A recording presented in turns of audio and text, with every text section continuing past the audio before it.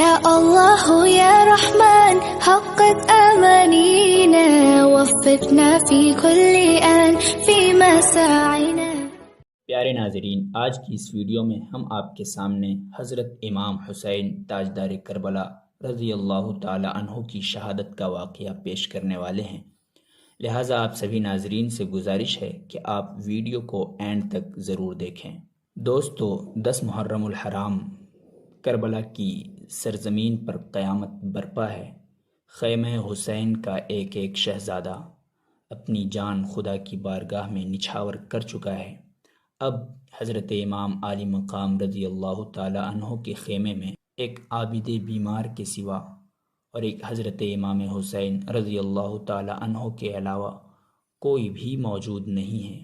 جگر پارے رسول، شہزادہ بطول، علی کے نور عین، مومنوں کے دل کے چین، حضرت امام حسین رضی اللہ تعالی عنہ میدان جنگ میں جانے کا ارادہ فرماتے ہیں تو حضرت زین العابدین اپنی بیماری کی کمزوری کے باوجود نیزہ لیے ہوئے امام کی خدمت حاضر ہو جاتے ہیں اور عرض کرتے ہیں، بابا جان، پہلے ہمیں میدان جنگ میں جانے اور اپنی جان کے نثار کرنے کی اجازت دیجیے۔ میرے ہوتے ہوئے آپ شہید ہو جائیں، یہ بھلا کیسے ہو سکتا ہے؟ امام عالی مقام نے اپنے نور نظر کو اپنی آغوش محبت میں لیا، پیار کیا اور فرمایا، بیٹا بھلا میں تمہیں کیسے اجازت دے دوں؟ علی اکبر بھی شہید ہو گئے، قاسم بھی دنیا سے چلے گئے، تمام پیارے رشتہ دار جو ہمراہ تھے سب راہ حق میں اپنی جان نچھاور کر چکے، میں تمہیں اجازت دے دوں تو اہل بیت کی خواتین کا محافظ کون ہوگا؟ اس پردیس میں ان بے سہاروں کا سہارا کون ہوگا اور انہیں یہاں سے مدینہ کون پہنچائے گا؟ میرے پیارے بیٹے، تمہیں زندہ رہنا ہے، تمہیں شہید نہیں ہونا، ورنہ میری نسل کس سے چلے گی؟ سیدوں کا سلسلہ کس سے جاری ہوگا؟ میرے باپ دادا کی جو امانتیں میرے پاس ہیں وہ کس کے حوالے کی جائیں گی؟ میرے لخت جگر، یہ ساری امیدیں تمہاری ذات سے وابستہ ہیں۔ دیکھو، میری طرح صبر و استقامت سے رہنا، حق کے راستے میں آنے والی ہر تکلیف و مصیبت کو برداشت کرنا اور ہر حالت میں اپنے نانا جان صلی اللہ تعالی علیہ وآلہ وسلم کی شریعت اور ان کی سنت پر چلنا۔ میرے بعد تم ہی میرے جانشین ہو، تمہیں میدان کارزار میں جانے کی ہرگز اجازت نہیں ہو سکتی۔ پھر امام عالی مقام نے ان کو تمام ذمہ داریوں کا حامل کیا، اپنی دستار مبارک اتار کر ان کے سر پر رکھی اور انہیں بستر پر لٹا دیا۔ اب امام پاک اپنے خیمے میں تشریف لائے، آپ نے اپنا صندوق کھولا، قبائے مصری آپ نے زیبتن فرمائی اور تبرکات میں سے اپنے نانا جان حضور سرور کائنات صلی اللہ تعالی علیہ وسلم کا امامہ شریف اپنے سر پر باندھا۔ سید الشہداء حضرت امیر حمزہ رضی اللہ تعالی عنہ کی ڈھال پشت پر رکھی، شیر خدا کی تلوار ذوالفقار گلے سے لٹکائی اور جعفر طیار کا نیزہ ہاتھ میں لیا۔ اس طرح تاجدار کربلا پے کرے صبر و رضا سب کچھ راہ حق میں قربان کرنے کے بعد اب اپنی جان نذر کرنے کے لیے تیار ہو گئے ہیں۔ خواتین نے جب اس منظر کو دیکھا تو ان کے چہروں کے رنگ اڑ گئے، آنکھوں سے موتی ٹپکنے لگے۔ حضرت زینب نے آنسو بہاتے ہوئے کہا، پیارے بھیا۔ حضرت سکینہ نے روتے ہوئے کہا، بابا جان کہاں جا رہے ہیں؟ اس جنگل میں ہمیں کس کے حوالے کر کے جا رہے ہیں؟ جو درندے ننھے علی اصغر پر رحم نہیں کھائے وہ ہمارے ساتھ کیا سلوک کریں گے؟ آپ نے فرمایا، اللہ تم لوگوں کا حافظ و نگہبان ہے۔ پھر آپ نے تمام اہل خیمہ کو صبر و شکر کی وصیت فرمائی اور سب کو اپنا آخری دیدار کرا کر گھوڑے پر سوار ہو گئے۔ اہل بیت کی خواتین حسرت و یاس کی خاموش تصویریں بنی ہوئی کھڑی رہیں اور سب کی آنکھوں سے غموں کے آنسو موتی کی صورت میں ٹپکنے لگے، مگر کوئی چیز حضرت امام کے پاؤں کی بیڑی نہ بن سکی۔ آپ نے سب کو خدا کے حوالے کیا اور دشمنوں کے سامنے پہنچ گئے۔ کئی دن کے بھوکے پیاسے ہیں اور بیٹیوں، بھائیوں، بھتیجوں اور جانثار ساتھیوں کے غم سے نڈھال ہیں، اس کے باوجود پہاڑوں کی طرح جمی ہوئی فوجوں کے مقابلہ میں شیر کی طرح ڈٹ کر کھڑے ہو گئے۔ پھر آپ نے ایک فصیح و بلیغ تقریر کی، اس میں آپ نے اللہ کی حمد و ثنا کے بعد فرمایا کہ اے لوگو، تم جس رسول کا کلمہ پڑھتے ہو اسی رسول کا ارشاد ہے کہ جس نے حسن و حسین سے دشمنی کی اس نے مجھ سے دشمنی کی، اور جس نے مجھ سے دشمنی کی اس نے اللہ تعالیٰ سے دشمنی کی۔ اے یزیدیو، اللہ تعالیٰ سے ڈرو اور میری دشمنی سے باز آؤ۔ اگر واقعی خدا و رسول پر ایمان رکھتے ہو تو سوچو، اس خدائے شہید و بصیر کو کیا جواب دو گے؟ رسول اکرم صلی اللہ تعالیٰ علیہ وسلم کو کیا منہ دکھاؤ گے؟ بے وفاؤ، تم نے مجھے خط بھیج کر یہاں بلایا ہے، اور جب میں یہاں آیا تو تم نے میرے ساتھ ایسا سلوک کیا کہ ظلم کی انتہا کر دی۔ ظالموں، تم نے میرے بیٹوں، بھائیوں، بھتیجوں کو خاک و خون میں تڑپایا، چمن زہرا کے ایک ایک پھولوں کو کاٹ ڈالا، میرے تمام ساتھیوں کو شہید کر دیا، اور اب میرے خون کے پیاسے ہو۔ اپنے رسول کا گھر ویران کرنے والوں، اگر قیامت پر ایمان رکھتے ہو تو اپنے انجام پر غور کرو، اپنی عاقبت پر نظر ڈالو، پھر یہ بھی سوچو کہ میں کون ہوں، کس کا نواسا ہوں، میرے والد کون ہیں، میری والدہ کس کی لخت جگر ہیں۔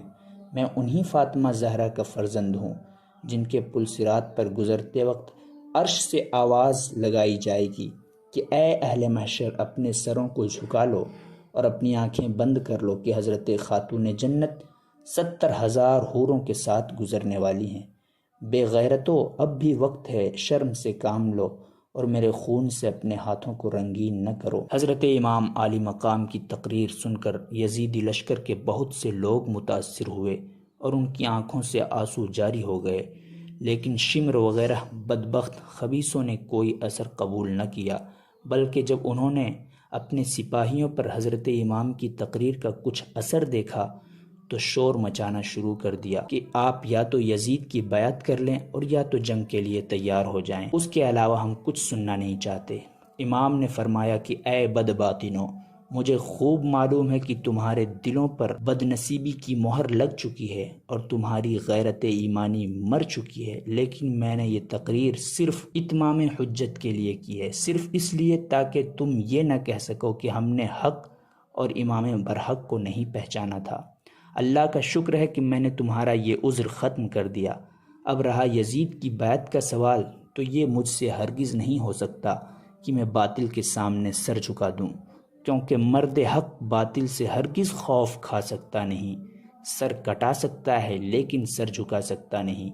امام عالی مقام نے جب دیکھا کہ یہ بد نصیب میرے قتل کا وبال اپنی گردن پر ضرور لیں گے اور میرا خون بہائے کسی طرح باز نہ آئیں گے، تو آپ نے فرمایا کہ اب تم لوگ جو ارادہ رکھتے ہو پورا کرو، اور جسے میرے مقابلے کے لیے بھیجنا چاہتے ہو بھیجو۔ بڑے بڑے مشہور بہادر جو شیر خدا کے شیر سے مقابلہ کرنے کے لیے بچا کر رکھے گئے تھے، ان میں سے ابن سعد نے سب سے پہلے تمیم بن قحطبہ کو حضرت امام سے جنگ کرنے کے لیے بھیجا، جو ملک شام کا نامی گرامی پہلوان تھا۔ وہ غرور اور تکبر سے ہاتھی کی طرح جھومتا ہوا اور اپنی بہادری کی ڈینگیں مارتا ہوا حضرت کے سامنے آیا، اور پہنچتے ہی اس نے آپ پر حملہ کرنا چاہا۔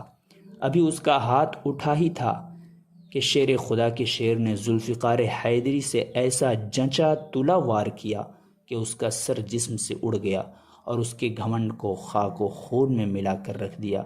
پھر یزید ابتہی بڑے کر و فر کے ساتھ آگے بڑھا اور چاہا کہ امام کے مقابل بہادری کا جوہر دکھا کر یزیدیوں کی جماعت میں اپنی شاباشی حاصل کرے اور انعام و اکرام کا مستحق بنے۔ آپ کے سامنے پہنچ کر ایک نعرہ مارا اور کہا کہ شام و عراق کے بہادر میری بہادری کو اچھی طرح جانتے ہیں، میں روم و مصر میں شہرۂ آفاق ہوں، بڑے بڑے بہادروں کو آنکھ جھپکتے میں نے موت کے گھاٹ اتار دیا ہے، ساری دنیا کے لوگ میری بہادری کا لوہا مانتے ہیں اور میرے سامنے بھیڑ بکری کی طرح بھاگتے ہیں، کسی میں مجھ سے مقابلے کی طاقت نہیں ہے۔ آج تم میری قوت اور میرے داؤ پیچ کو دیکھو۔ امام عالی مقام نے فرمایا، تو مجھے جانتا نہیں، میں اپنی رگوں میں ہاشمی خون رکھتا ہوں، فاتح خیبر، شیر خدا، علی مشکل کشا کا شیر نر ہوں، تم جیسے نامردوں کی میری نگاہ میں کوئی حقیقت نہیں، میرے نزدیک مکھی اور مچھر سے زیادہ تیری حیثیت نہیں۔ شامی جوان یہ سن کر آگ بگولا ہو گیا اور فوراً گھوڑا کدا کر اس نے آپ پر تلوار کا وار کیا۔ حضرت امام نے اس کے وار کو بیکار کر دیا اور پھر جھپٹ کر اس کی کمر پر ایسی تلوار ماری کہ وہ کھیرے کی طرح کٹ کر دو ٹکڑے ہو گیا اور منہ کے بل زمین پر گر پڑا۔ بدر بن سہیل یمنی اس منظر کو دیکھ کر غصے سے لال پیلا ہو گیا اور ابن سعد سے کہا کہ تم نے کن گنواروں کو حسین کے مقابلے میں بھیج دیا ہے جو 2 ہاتھ بھی جم کر مقابلہ نہیں کر سکے؟ میرے 4 بیٹوں میں سے کسی ایک کو بھیج دے، پھر دیکھ ابھی منٹوں میں حسین کا سر کاٹ کر وہ کیسے لاتے ہیں۔ ابن سعد نے اس کے بڑے بیٹے کو اشارہ کیا۔ وہ گھوڑا کداتا ہوا امام عالی مقام کے سامنے پہنچ گیا۔ آپ نے فرمایا بہتر ہوتا کہ تیرا باپ مقابلے میں آتا تاکہ تجھے خاک و خون میں تڑپتا ہوا وہ نہ دیکھتا۔ پھر آپ نے ذوالفقار حیدری سے ایک ہی وار میں اس کا کام تمام کر کے جہنم میں پہنچا دیا۔ بدر نے جب اپنے مشہور شہسوار بیٹے کو اس طرح ذلت کے ساتھ قتل ہوتا ہوا دیکھا تو غیظ و غضب کا پتلا بن کر دانت پیستے ہوئے گھوڑا دوڑا کر امام کے سامنے آیا اور پہنچتے ہی اس نے نیزے سے وار کیا۔ آپ نے اس کے نیزے کو قلم کر دیا۔ اس نے فوراً تلوار سنبھالی اور کہا حسین دیکھنا میں وہ شمشیر مارتا ہوں، میں ایسی تلوار چلاتا ہوں کہ اگر پہاڑ پر ماروں تو وہ سرما بن جائے۔ یہ کہتے ہوئے امام پر اس نے تلوار چلا دی۔ آپ نے اس کے وار کو خالی کر دیا اور اس پر ذوالفقار کا ایسا بھرپور ہاتھ مارا کہ بدر کا سر کٹ کر گیند کی طرح دور جا کر گرا۔ اسی طرح شام و عراق کے ایک سے ایک بہادر حضرت امام کے مقابل آتے رہے، مگر جو بھی سامنے آیا تاریخ گواہ ہے کہ چند منٹوں کے اندر وہ خاک و خون میں تڑپتا ہوا نظر آنے لگا۔ شیر خدا کے شیر نے 3 دن کا بھوکا پیاسا ہونے کے باوجود شجاعت و بہادری کے وہ جوہر دکھائے کہ زمین کربلا میں کوفہ و شام کے بہادروں کا کھیت بو دیا۔ کسی کے سینے میں نیزہ مارا اور پار نکال دیا، کسی کو نیزہ کی انی پر اٹھا کر زمین پر پٹک دیا، کسی کی ہڈیاں توڑی، کسی کو پٹکا اور گھوڑے کی ٹاپوں سے روند ڈالا، کسی کی کمر پر تلوار ماری تو وہ 2 ٹکڑے ہو کر زمین پر گر پڑا، کسی کی گردن پر ذوالفقار حیدری چلائی تو اس کا سر گیند کی طرح لڑکتا ہوا دور چلا گیا۔ امام علی مقام نے دشمنوں کی لاشوں کا انبار لگا دیا۔ عراق و شام کے بہادروں کے خون سے کربلا کے پیاسے ریگستان کو سیراب کر دیا۔ بڑے بڑے بہادر کام آئے اور ان سب کا غرور و تکبر آپ نے خاک میں ملا دیا۔ دشمنوں کے لشکر میں شور اٹھا کہ جنگ کا یہ انداز رہا تو ہماری جماعت کا ایک سپاہی بھی بچ کر نہیں جا سکے گا، سب کی عورتیں بیوہ ہو جائیں گی اور سارے بچے یتیم ہو جائیں گے، لہٰذا موقع مت دو اور چاروں طرف سے گھیر کر ایک ساتھ حملہ کرو۔ اب سینکڑوں تلواریں ایک ساتھ چمکنے لگی، 50 نیزیں آپس میں ٹکرانے لگے، دشمن بڑھ بڑھ کر امام پر حملہ کرنے لگے۔ ادھر آپ کی تلوار جلال حیدری کی تصویر بن چکی تھی۔ آپ اپنی بہادری کے جوہر دکھا رہے تھے، جس طرف حملہ کرتے لاشوں کا ڈھیر لگا دیتے۔ ابن سعد کو جب اس طرح کی جنگ میں بھی کامیابی کی امید نظر نہ آئی تو اس نے حکم دیا کہ چاروں طرف سے تیروں کی برسات کر دو اور جب خوب زخمی ہو جائیں تب نیزوں سے حملہ کیا جائے۔ تیر اندازوں نے آپ کو چاروں طرف سے گھیر لیا اور ایک ساتھ ہزاروں تیر کمانوں سے چھوٹنے لگے اور تیروں کی بارش شروع ہو گئی۔ گھوڑا اس قدر زخمی ہوا کہ اس میں کام کرنے کی طاقت نہ رہی۔ مجبوراً حضرت امام کو ایک جگہ ٹھہرنا پڑا۔ ہر طرف سے تیر آ رہے ہیں اور امام کا جسم اقدس تیروں کا نشانہ بنا ہوا ہے۔ تنے نازنین زخموں سے چور چور اور لہو لہان ہو رہا ہے۔ بے وفا کوفیوں نے جگر پارے رسول فرزند بطول کو مہمان بلا کر ان کے ساتھ یہ سلوک کیا، یہاں تک کہ زہر میں بجھا ہوا ایک تیر آپ کی مقدس پیشانی پر لگا جسے رسول اکرم صلی اللہ تعالی علیہ وسلم نے ہزاروں بار چوما تھا۔ تیر لگتے ہی چہرے انور پر خون کا دھارا بہہ نکلا۔ آپ غش کھا کر یعنی بے ہوش ہو کر گھوڑے کی زین سے فرش زمین پر آ گئے۔ اب ظالموں نے نیزوں سے حملہ کیا۔ شیطان صفت سنان نے ایک ایسا نیزہ مارا جو تن اقدس کے پار ہو گیا۔